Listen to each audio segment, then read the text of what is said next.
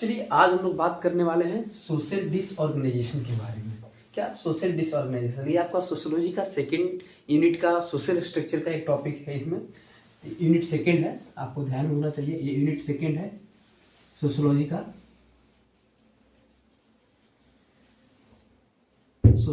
Unit second है। इसमें unit second में सोशल स्ट्रक्चर आपका जो पढ़ना है, सोशल स्ट्रक्चर के बारे में, उसी के अंडर है पर्सनल डिसऑर्गेनाइजेशन। ठीक है, तो उससे पहले हम लोग स्टार्ट करने से पहले जान जाते हैं कि पर्सनल डिसऑर्गेनाइजेशन मतलब क्या है। तो इसमें सारी चीज़ जान लेंगे, डिफिनेशन भी जानेंगे। देखिए इसमें आगे हम लोग को ये भी पढ़ना है कि क्लासिफिकेशन भी इसमें पढ़ना है। अभी हम लोग जानेंगे कुछ थॉट्स जानेंगे अकॉर्डिंग टू द साइंटिस्ट, या बोल सकते हैं अकॉर्डिंग टू अ पर्सन जो थॉट्स दिया गया है। तो चलिए सबसे पहले जानते हैं पर्सनल डिसऑर्गेनाइजेशन क्या है। तो personal disorganisation represent the behaviour of an individual, यानी कि पर्सनल डिसऑर्गेनाइजेशन किसी एक इंडिविजुअल का बिहेवियर को रिप्रेजेंट करता है। रिप्रेजेंट करने का मतलब क्या, शो करता है। ठीक है, किसी बिहेवियर को शो करता है। ठीक है, व्हेन द पर्सन या when the behaviour of any person deviate from a social norms, कहने का मतलब जब कोई बिहेवियर किसी पर्सन का डेविएट कर जाता है। डेविएट करने का मतलब डाइवर्ट कर जाता है, मतलब सिंपल जो नॉर्मल बिहेवियर होता है सोसाइटी में एक पर्सन का, वो उससे हटकर कुछ अलग बिहेव करता है। ठीक है, तो वो एंड जिससे कुछ rules where the individual is not able to adjust, मतलब कहने का मतलब कुछ ऐसा रूल्स होता है, कुछ ऐसा बिहेवियर होता है जो एक individual person, not at all, कोई एक पर्सन जो मतलब एडजस्ट नहीं कर पाता है उस अकॉर्डिंग टू उस रूल के अकॉर्डिंग, बोल सकते हैं। ठीक है, और मतलब डाइवर्ट कर जाता है अपने पाथ से सोसाइटी में, with the society anymore, and it disturb the life of any individual, and the condition is called personal disorganization। कहने का मतलब है कि कोई एक पर्सन जब अपने सोसाइटी के अपने मतलब नियम से, बोल सकते हैं नॉर्म्स रूल्स जो उसका बनाया गया है, उससे डाइवर्ट कर जाता है और एडजस्ट नहीं कर पाता है उस सोसाइटी में एडजस्ट नहीं कर पाता है। ठीक है, और उसी को हम लोग बोलते हैं पर्सनल डिसऑर्गेनाइजेशन। ठीक है, अब देखिए अकॉर्डिंग टू ई.एम. लेमर्ट द्वारा अगर हम देखें तो ये बोले हैं कि personal disorganisation is a condition और process in which the person has not stabilised his behaviour around major roles. कहने का मतलब कि पर्सनल डिसऑर्गेनाइजेशन एक ऐसा कंडीशन है, एक ऐसा कंडीशन है या एक ऐसा प्रोसेस है जिसमें person not able to stabilized, मतलब वो स्टेबल नहीं, अपने आप को स्टेबल नहीं कर पाता है अपने बिहेवियर को according to the major roles. जैसे जो रोल मतलब जो बोल सकते हैं कि जो मतलब जैसे रहना चाहिए सोसाइटी में, जो मेजर रोल प्ले करना चाहिए, किस ढंग से रहना चाहिए, उस चीज़ को मतलब स्टेबलाइज नहीं कर पाता है, स्टेबल नहीं कर पाता है उस बिहेवियर को, उसको हम लोग पर्सनल डिसऑर्गेनाइजेशन बोलते हैं। ठीक है, और अकॉर्डिंग टू अगर प्रेम शर्मा के द्वारा अगर देखें तो उनका भी कुछ थॉट्स है, इतना तो समझ गए होंगे कि मतलब personal disorganisation represent the behaviour of an individual, मतलब एक किसी इंडिविजुअल का बिहेवियर को रिप्रेजेंट करता है। और when the behaviour of any person, जब किसी पर्सन का बिहेवियर डाइवर्ट कर जाता है, डाइवर्ट यानी कि मतलब डाइवर्ट करने का मतलब भटक जाता है फ्रॉम सोशल नॉर्म्स, मतलब सोशल जो रूल रेगुलेशन है, सोसाइटी का जो रूल रेगुलेशन है, समाज का जो रूल रेगुलेशन है, उससे अगर डाइवर्ट कर जाता है और where the individual is not able to adjust, और वो पर्सन अगर एडजस्ट करने में सक्षम नहीं है, तो society has no any more and it disturb the life of any individual, मतलब जब वो नहीं कर पाता है तो उसका लाइफ मतलब एक तरह से स्ट्रेसफुल लाइफ हो जाता है और एडजस्ट नहीं कर पाता है और एक तरह से डिस्ट्रॉयड हो जाता है, डिस्टर्ब हो जाता है टोटली अपनी लाइफ में। ठीक है, इसी कंडीशन को हम लोग बोलते हैं पर्सनल डिसऑर्गेनाइजेशन। ठीक है, अकॉर्डिंग टू ई.एम. लेमर्ट द्वारा समझा दें कि मतलब ये बता दिया कि मतलब ये एक ऐसा कंडीशन है, ऐसा प्रोसेस है जिसमें पर्सन अपने आप को स्टेबल नहीं कर पाते, स्टेबलाइज नहीं कर पाते हैं अपने बिहेवियर को around the major roles of society. ठीक है, अब नेक्स्ट हम लोग देखेंगे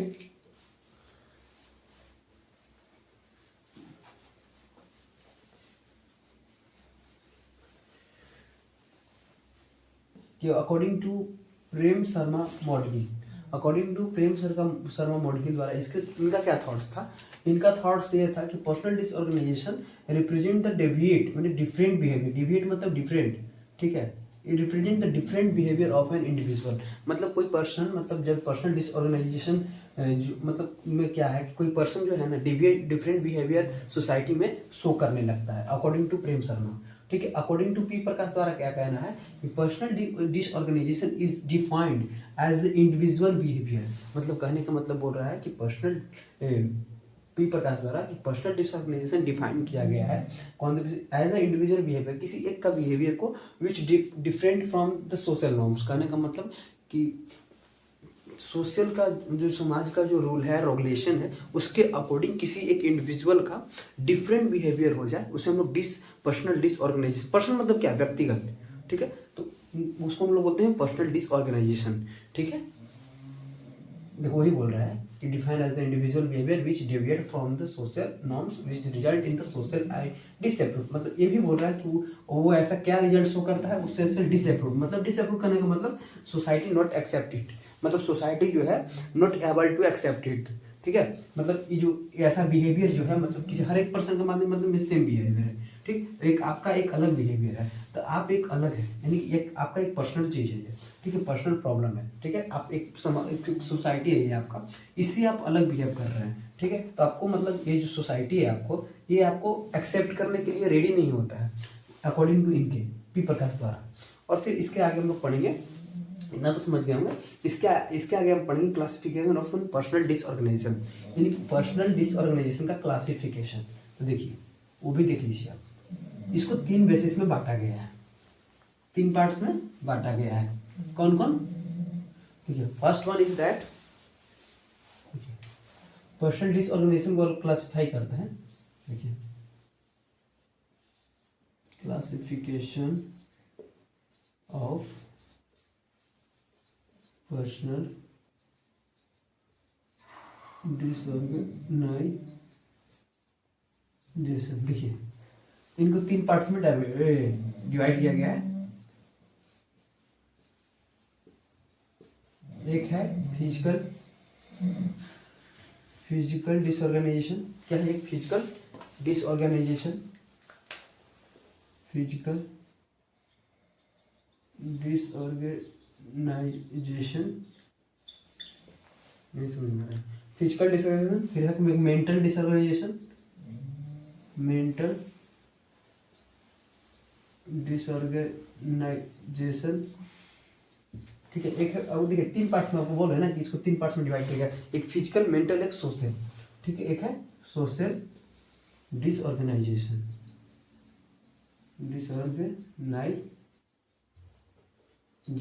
ठीक है, यानी कि एक फिजिकल, मेंटल, सोशल। अब देखिए इसमें तीनों में क्या डिफरेंस है। ये आपको बात करेगा फिजिकल बेसिस पे, फिर ठीक है, ये आपको बात करेगा फिजिकल बेसिस पे, ठीक है। और ये आपको बात करेगा mental disorganisation mental basis. Mental basis physical basis का बेसमेंट है, ठीक है। ये भी जो मेंटल बेसिस है ना, इसका जो बेस जो है ये फिजिकल ही है। फिजिकल जो इन्वॉल्वमेंट होता है सोसाइटी में, वो इसका मेंटल का एक बेस ही है। इसमें लोग बात करेंगे मेंटल स्ट्रेस टाइप का कुछ बिहेवियर शो करता है, और इसमें कुछ फिजिकल बिहेवियर जैसे कि पढ़ेंगे, जेनेटिक बिहेवियर भी कुछ होता है, ठीक है। और सोशल बिहेवियर भी लोग पढ़ेंगे अकॉर्डिंग टू सोसाइटी, ठीक है। तीनों चीज पढ़ेंगे। देखिए disorganization play a vital role, बहुत ही वाइटल करने का मतलब बहुत ही इंपॉर्टेंट रोल प्ले करता है। ये बहुत ही इंपॉर्टेंट रोल प्ले करता है in the process of maintaining equilibrium. Equilibrium करने का मतलब इक्वल करना, सोसाइटी को इक्वल करना, ठीक है। सम इंडिविजुअल्स में गेट जेनेटिक अफेक्ट लाइक, मतलब कहने का मतलब देखिए फिजिकल डिसऑर्गेनाइजेशन जो है ये बहुत ही इंपॉर्टेंट प्ले रोल करता है लाइफ में या सोसाइटी में, the process of maintaining equilibrium, मतलब एक सोसाइटी को मेंटेन करने के लिए। बट सम इंडिविजुअल में गेट जेनेटिक इफेक्ट, मतलब कुछ ऐसा इंडिविजुअल होते हैं जिनका जेनेटिक इफेक्ट होता है, जैसे कि किन्हीं का IQ लेवल लो होता है, किन्हीं का IQ लेवल लो होता है, या फिर कॉन्जेनाइटल एबनॉर्मलिटी होता है। कहने का मतलब जेनेटिकल एबनॉर्मलिटी होता है, कहने का मतलब जन्म से ही कुछ ऐसा शिकायतें होती है जिसे हम फिजिकल डिसऑर्गेनाइजेशन में ही मतलब उसको ऐड करते हैं।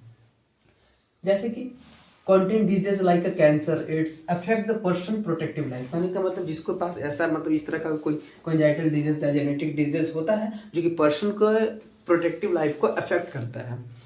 और समटाइम एक्सटेंट इंडिविजुअली में लॉस द लिम्स। कहने का मतलब सोसाइटी में फिजिकल अपीयरेंस पर इसलिए बांटा गया है। देखिए किन्हीं का सोसाइटी में ऐसा होता है, किन्हीं का IQ लेवल लो होता है, किन्हीं का मतलब जेनेटिक से ही कुछ ना कुछ डिजीज होता है, कुछ एबनॉर्मलिटी होता है। एबनॉर्मलिटी कहने का मतलब जो एक सोसाइटी में नॉर्मल पर्सन है उससे थोड़ा हट के, उससे थोड़ा कम, ठीक है, एबनॉर्मलिटी होता है। एबनॉर्मलिटी और नॉर्मलिटी से आप समझ रहे होंगे। नॉर्मलिटी मतलब नॉर्मल, एबनॉर्मलिटी मतलब नॉट ए नॉर्मल, ठीक है। तो ऐसा सोसाइटी में होता है, उस बेसिस पर भी हम लोग सोसाइटी को बांटे हुए हैं, ठीक है। डिसऑर्गेनाइजेशन, फिजिकल डिसऑर्गेनाइजेशन समझ रहे हैं।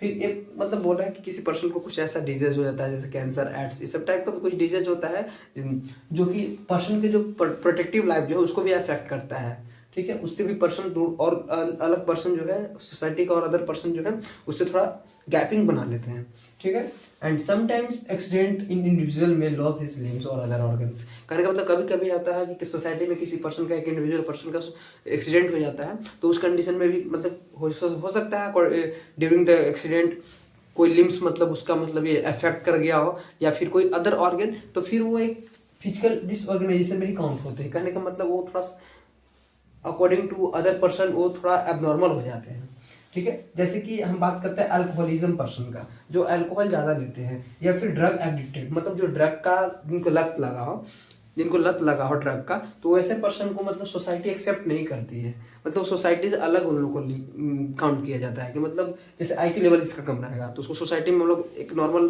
पर्सन के थोड़ी ना बिहेव करता है, पर्सन ये रियलिटी है नहीं बिहेव करता है। चलिए, तो ये तो समझ गए होंगे, मतलब कोई भी कमी होना चाहिए, कमी हो उस पर्सन में फिजिकली बेसिस पे, तो उसको हम लोग फिजिकली डिसऑर्गेनाइजेशन में रखते हैं। सेकंड है हमारा मेंटल डिसऑर्गेनाइजेशन, ठीक है। तो मेंटल डिसऑर्गेनाइजेशन जो है ना, ये भी आपका फिजिकल डिसऑर्गेनाइजेशन के बेस पर ही है। ये भी आपका फिजिकल डिसऑर्गेनाइजेशन के बेस पर ही है, मेंटल डिसऑर्गेनाइजेशन।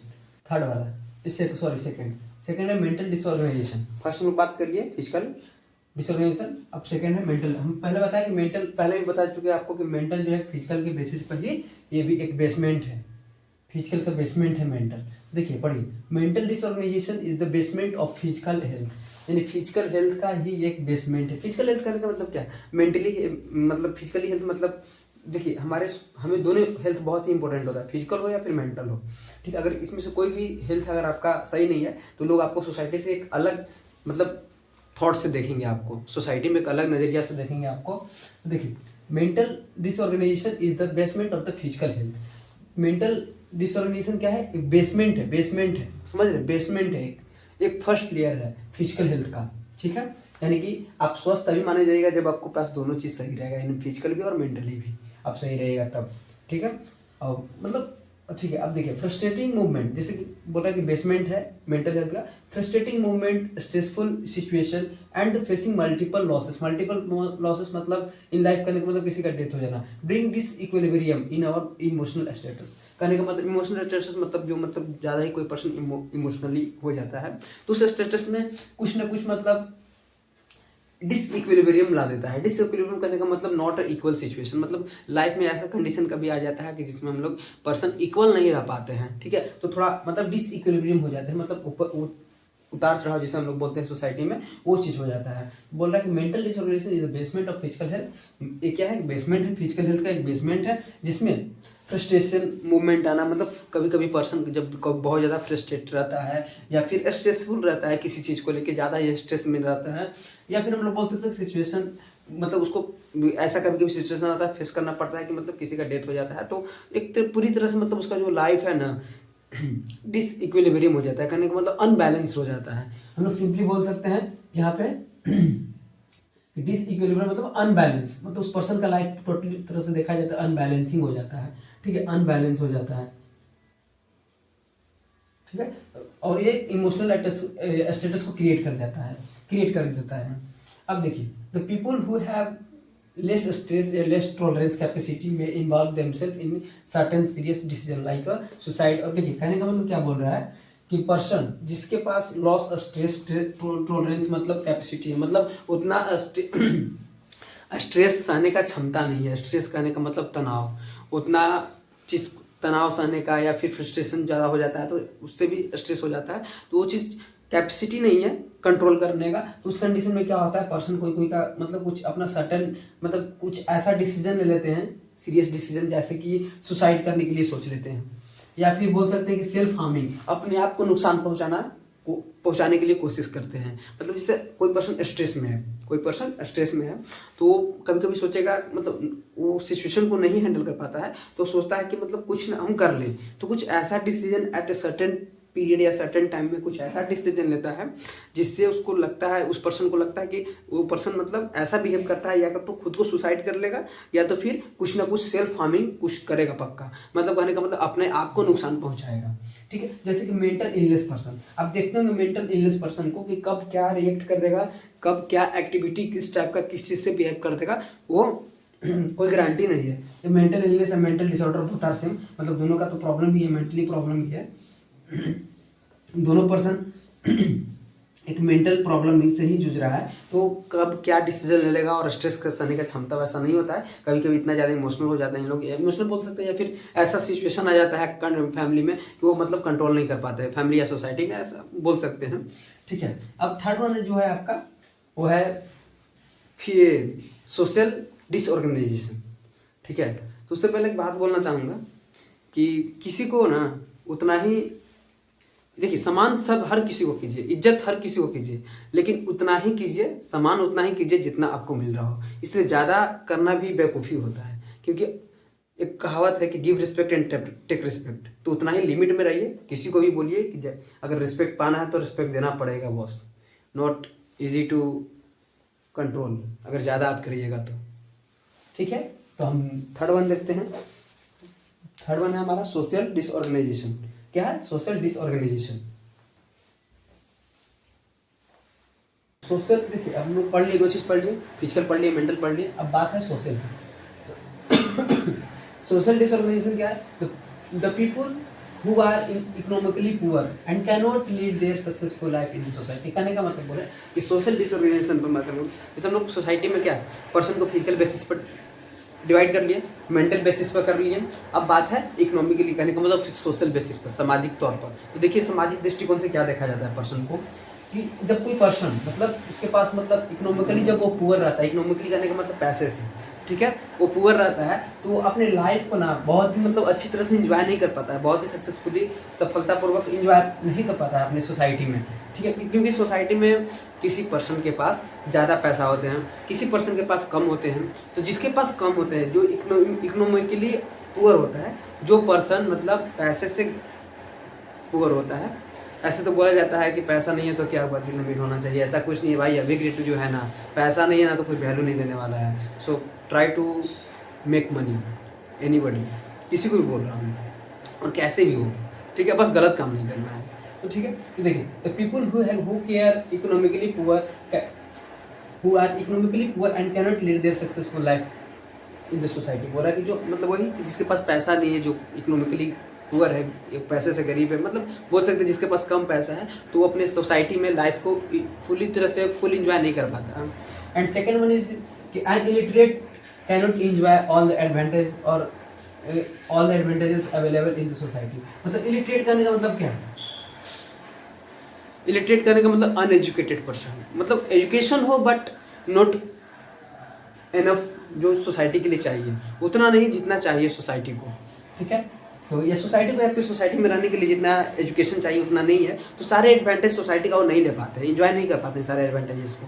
वही बोल रहा है कि unlimited can not enjoy all the advantages, मतलब पूरे एडवांटेजेस जो सोसाइटी का होता है वो इंजॉय नहीं कर पाता है एक इलिटरेट पर्सन, जो जिसके पास कम नॉलेज है, वो पूरा एडवांटेजेस भी नहीं ले पाता है, या फिर जो भी सोसाइटी में लाभ मिलता है या फिर कोई भी मतलब ऐसा आता है प्रोग्राम आता है उसका वो मतलब बेनिफिट नहीं ले पाते हैं।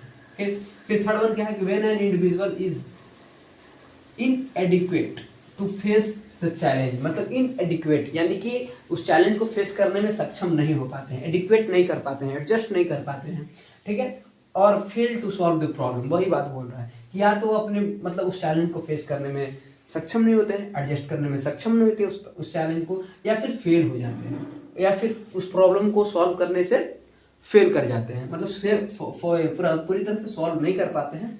और he cannot lead a successful productive life, मतलब बोल रहा है कि एक सक्सेसफुल प्रोडक्टिव लाइफ को एंजॉय नहीं कर पाते हैं, और this can lead to personal disorganization. और इसी तरह का कुछ प्रॉब्लम जो होता है सोसाइटी में, इसी को हम लोग बोलते हैं पर्सनल डिसऑर्गेनाइजेशन।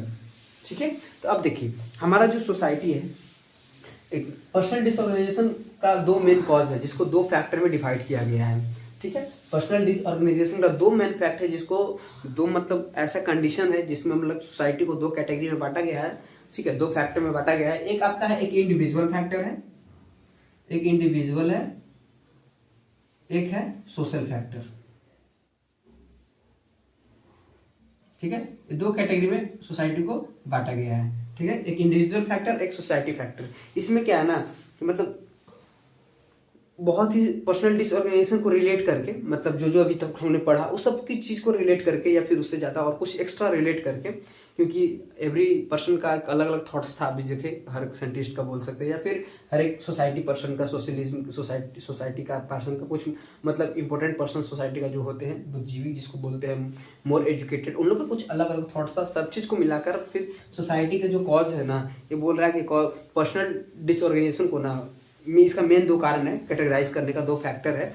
वो दोनों फैक्टर एक है, एक इंडिविजुअल फैक्टर है, एक सोशल फैक्टर है। तो इंडिविजुअल फैक्टर में भी कुछ टर्म्स आते हैं और कुछ सोशल फैक्टर में भी आते हैं। तो सारी चीज़ को डिवाइड किया गया है। तो उस चीज़ को जानने के लिए आप कमेंट कर सकते हैं और मैं बताऊंगा ही नेक्स्ट वीडियो में। धन्यवाद।